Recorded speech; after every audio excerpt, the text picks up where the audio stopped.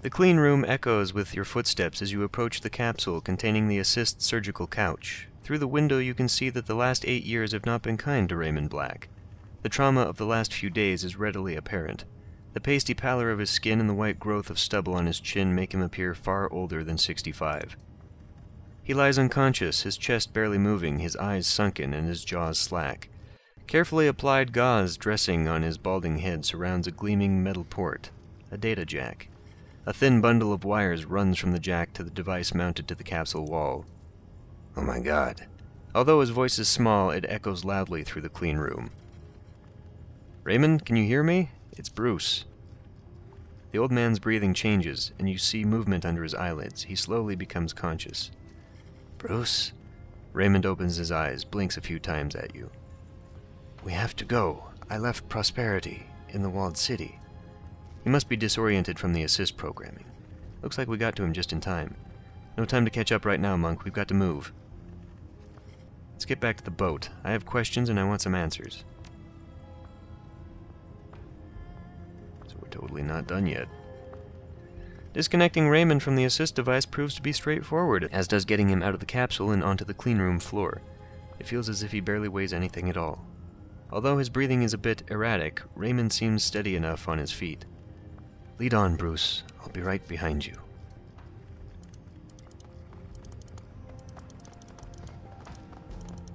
Are we gonna have to fight our way out? Yep.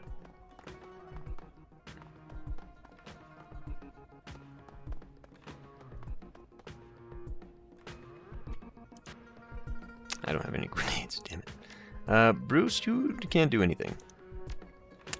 Anyone have grenades? Wait, you did. You had some grenades, but did you have a stun grenade? You did. Let's get you up here.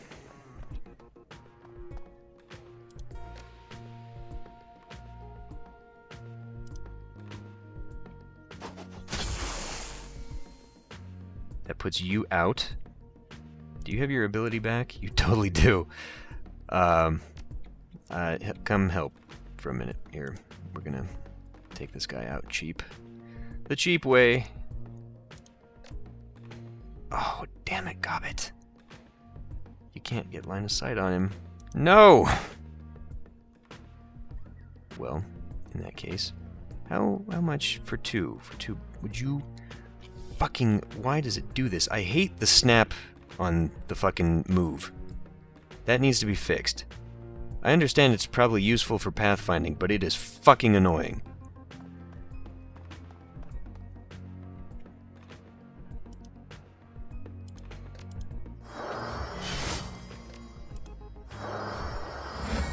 Can you see him? Nope, you can't see jack shit. Damn it, Gobbit!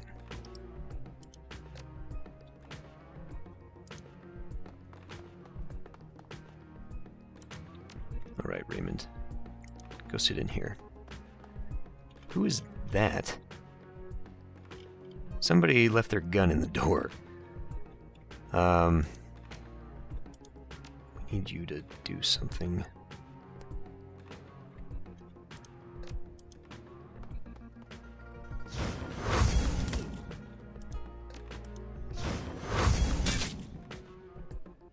Okay. I'm gonna get you right up here. Teabag the guy for a moment, and don't use that. Nice. Now, you actually have a shot on him too. Not for much damage, but it'll do.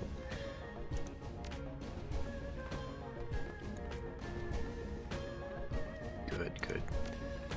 Okay, that's one down. No! God, would you fucking... Ugh!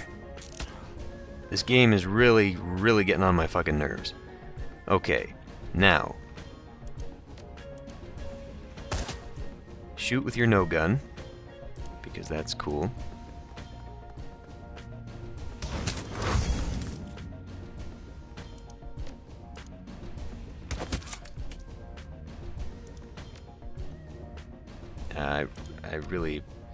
I should have kept her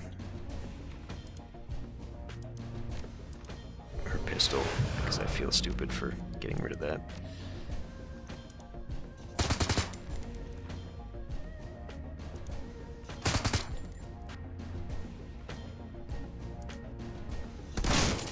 Okay, well, that blocked my damage. That's good. You're forgiven.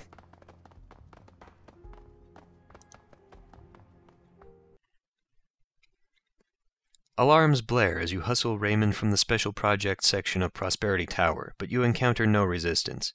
Raymond unsteadily gropes his way through the corridors of the corporate headquarters, holding onto your elbow for support. Occasionally, the old man fingers the gauze dressing on his head with his free hand, wincing when he touches a tender patch. Tense minutes pass between the time you exit the building and enter the MTR station. The team remains on high alert, scanning the streets and buildings for signs of Tsang security forces until, like a stream of cockroaches, you scuttle underground into the cool safety of the mass transit tunnels. You pay the fare, grab Raymond, and make your way to the subway platform, the sound of the old man's ragged breathing loudly rushing past your ear. Seconds tick slowly while you wait for the subway train to arrive.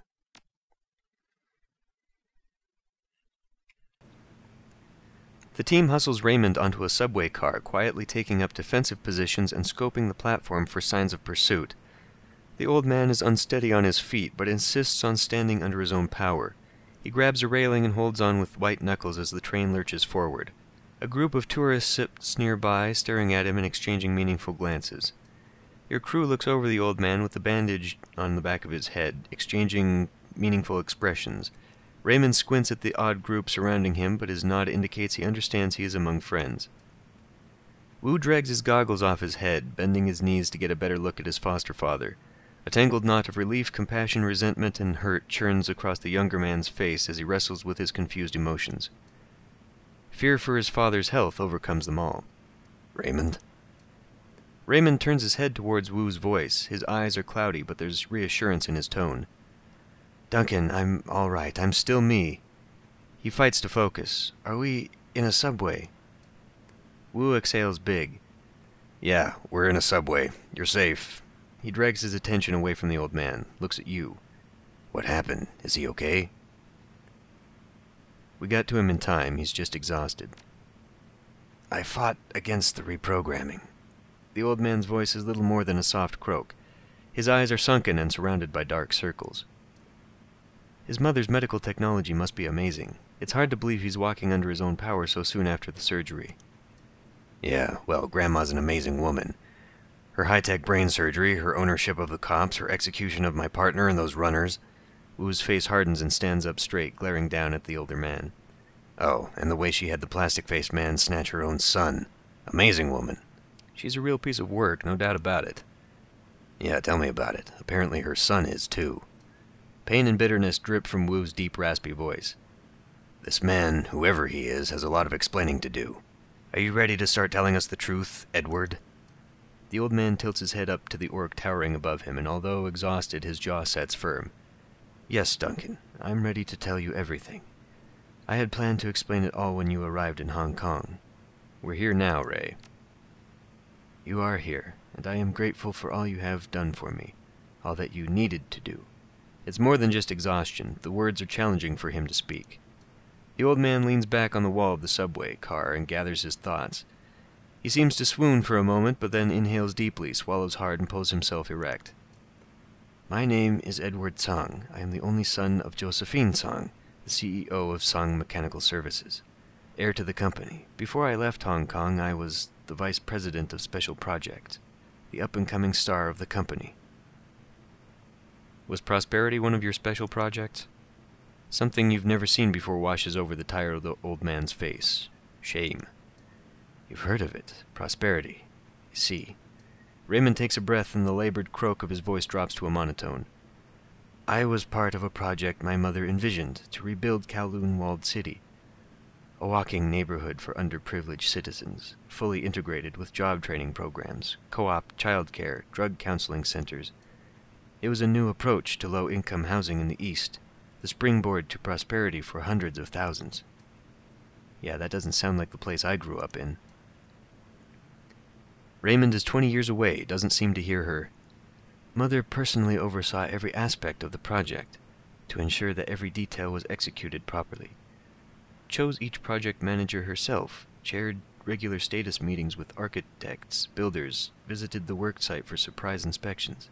She was driven to make her renewed, revitalized walled city a success. Yeah, well, she didn't do too well with that whole prosperity thing, did she? Not true. Mother's planning was excellent, but the walled city wasn't the prosperity project. Raymond covers his eyes with a liver-spotted hand, the dread radiating from him like the stink of decayed meat. Prosperity was something that I built, at the center of the walled city. A moment later, an invisible grip takes hold of your chest, constricts it, squeezing the air from your lungs. Your vision grays from the edges and the world surges backward, leaving you suspended in the distance on the periphery of reality. Something is hurtling towards you, approaching from the fringe of your mind like a bullet train. It screams ahead, closer and closer, until it is upon you, overwhelming you with its presence. And then nothing. Silence. Until a scream pierces your consciousness, pulls you screaming to its source. You're back in the walled city, the city of darkness.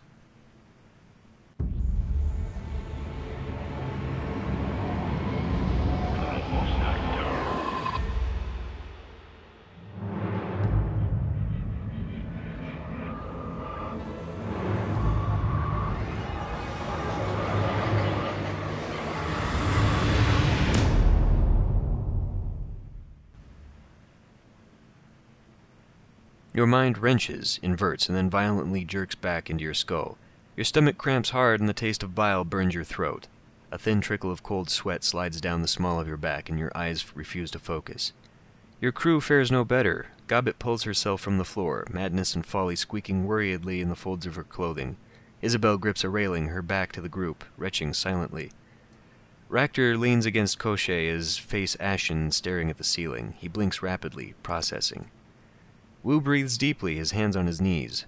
That wasn't a dream. He shakes his head like a lion's mane and spits on the floor. That was something else. Gobbet's breathing is shallow. She's covered in a thin sheen of sweat.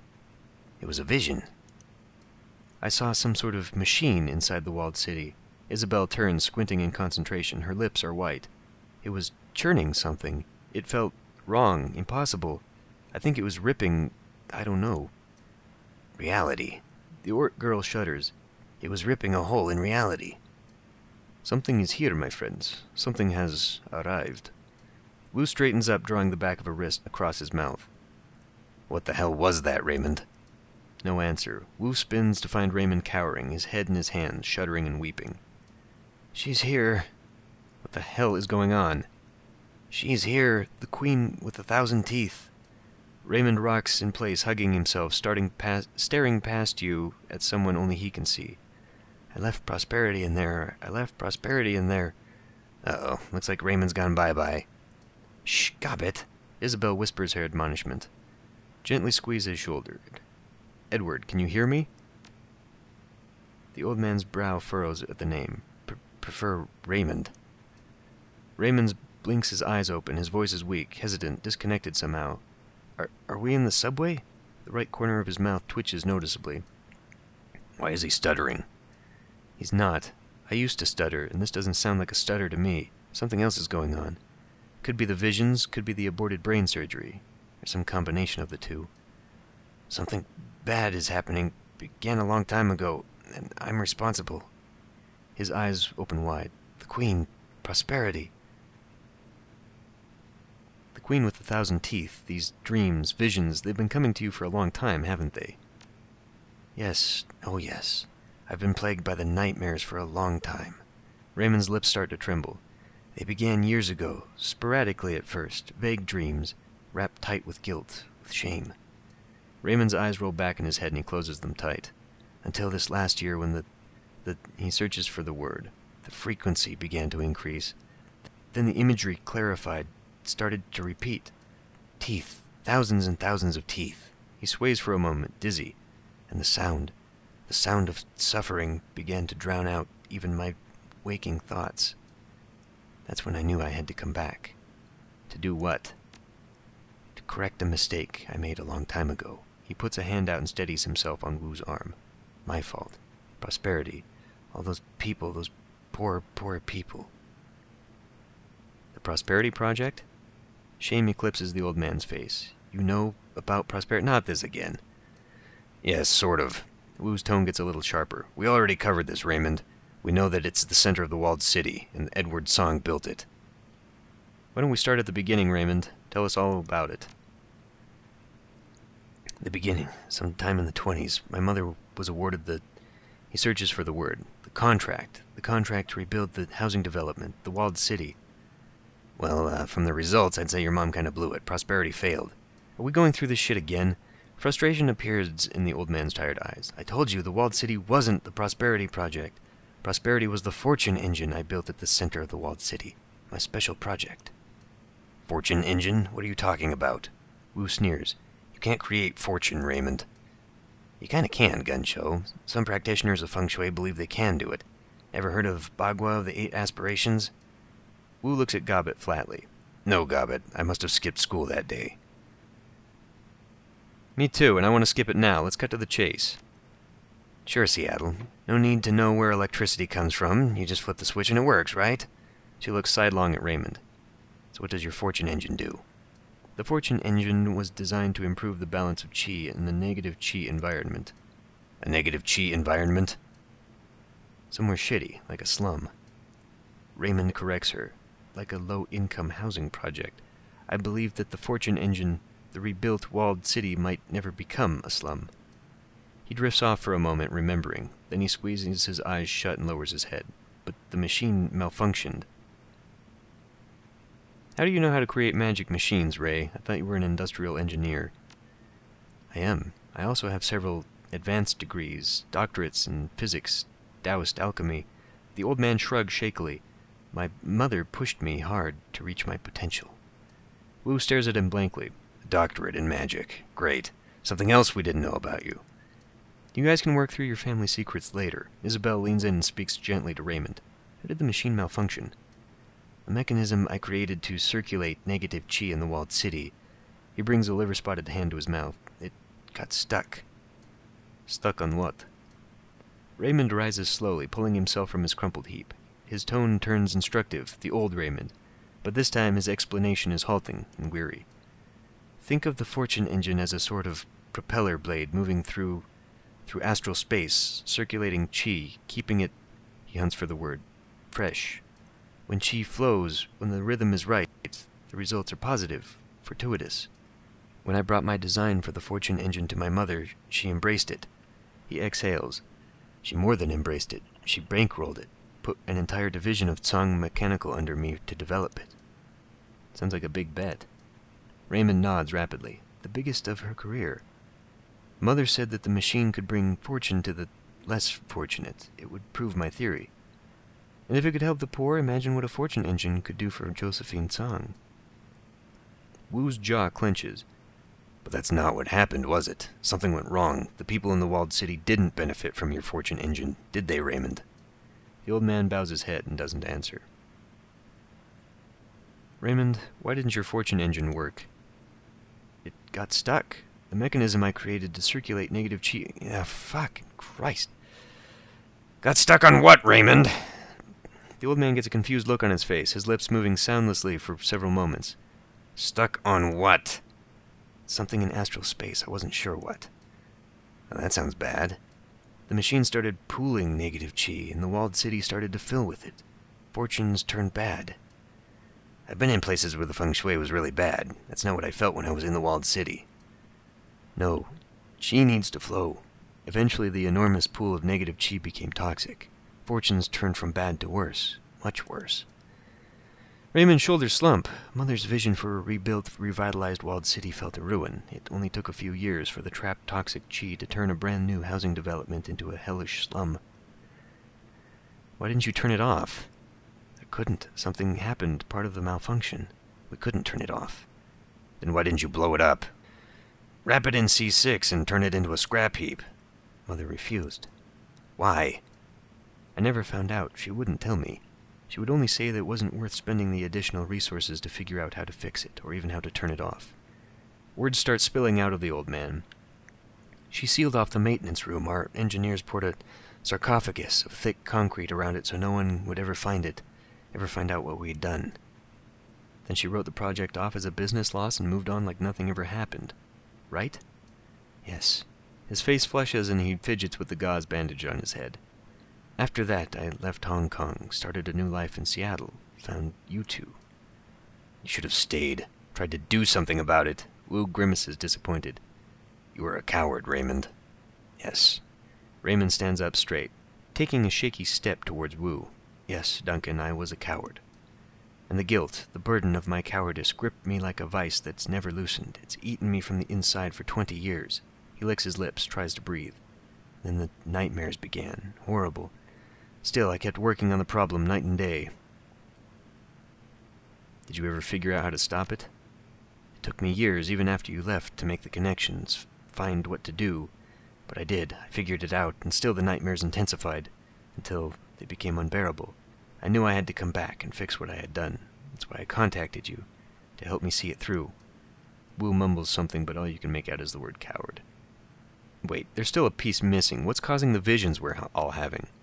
Raymond's voice flattens. When the machine malfunctioned, when the circulator became stuck in astral space, it lodged in another domain. Something lived there. Not good. After 20 years of constant force, the circulator finally began tearing astral space, created a rupture in her domain. He begins rocking in place. Now she's pushing through. Now she's pushing through. Yeah, she's pushing through all right. The queen with 1,000 fucking teeth. A thing you brought here, Raymond. Raymond stops rocking, becomes fully lucid. He snaps back at Wu. I understand that, Mr. Wu. That's why I came back. I believe she is only partially here. She hasn't pushed all the way through yet. She's probing through her new hunting ground. The emotional strain of his snap at Wu rattles him again. I know what to do now. How to extract the circulator. Shut the machines down before she can fully manifest.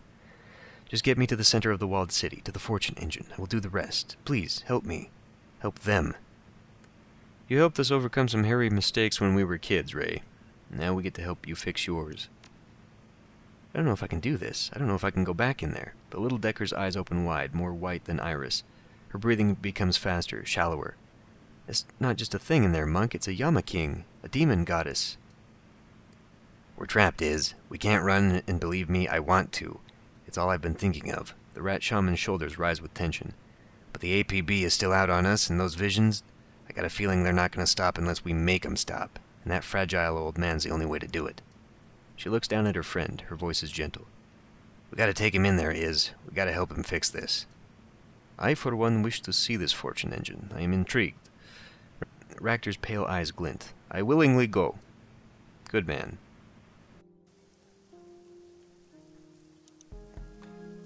Fear grips the people streaming from inside the walled city. The storm isn't a typhoon, it's something else, and oh my god, there is chaos in the streets. Alright, good place to end, finally, fuck. There's Raymond. We're probably gonna have to go through and sort some things. It doesn't look like everyone's here. I wonder if I can even go get my pay data, whatever good that would do me now. Maybe I should get some goods, though. We could stock up on grenades again. Anyway, it's time to end this one here. I'll see you next time.